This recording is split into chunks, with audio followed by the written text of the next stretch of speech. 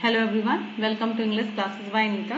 Students, today I am going to explain lesson number 9, Meenu and Kitty from class 1, James English Reader, Silver Jubilee edition by Ratna Sagar. Students, I will read this lesson line wise and explain in Hindi. So be with me and get ready for understanding. Before starting the lesson, we will go through the get set. So let's start. Take Kitty to her home. तो यहाँ पे एक kitty है और वो अपना रास्ता भूल गई है। आपको इसके रास्ते के थ्रू उसको अपने घर ले जाना है। तो आप इसको इस एक्टिविटी को अपनी बुक में करिएगा और मुझे कमेंट सेक्शन में इन्फॉर्म करिएगा। तो चलिए लेसन को स्टार्ट करते हैं। Meenu and kitty. तो यहाँ पे आप समझ सकते हो कि मीनू एक लड़की का नाम है, किटी मीन्स होता है कैट। कैट को ही हम किटी का नाम दे सकते हैं। यहाँ पे कैट है। तो there was a little girl. एक बार एक लड़की थी। Her name was Meenu. उसका नाम मीनू था। Meenu had a little kitten. Kitten मतलब बिल्ली का बच्चा। तो मीनू के पास एक छोटा सा बिल्ली का बच्चा था। हर नेम वॉज किटी। उसका नाम किटी था। Meenu loved kitty. Meenu kitty को बहुत प्यार करती थी। किटी लव्ड मीनू और किटी मीनू को भी बहुत प्यार करती थी। Meenu always gave milk to Kitty in a bowl. Meenu हमेशा किटी को एक कटोरे में बोल में दूध दिया करती थी। वन डे एक दिन Meenu got milk for kitty. Meenu kitty के लिए मिल्क लेकर आती है, दूध लेकर आती है।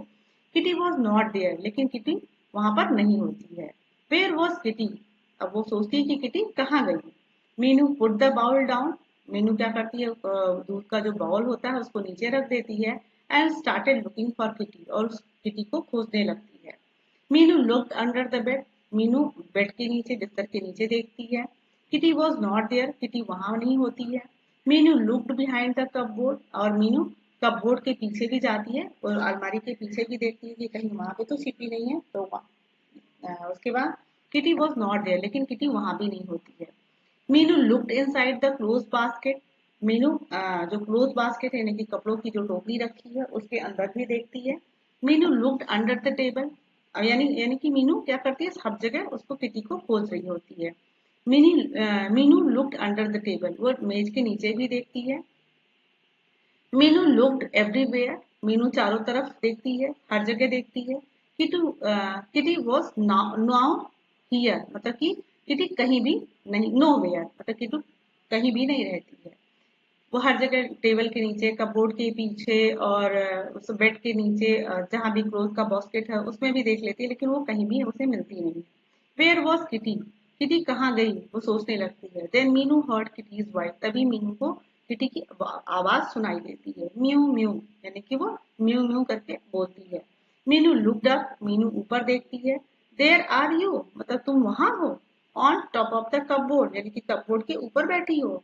यू नॉटी लिटिल किटन मतलब कहती है तुम बदमाश छोटी बिल्ली। बदमाश छोटी बिल्ली। जो do you want to come down now. Meenu ask. Meenu उससे पूछती है कि क्या तुम्हें अब नीचे आना है। Mu mu kitty answered.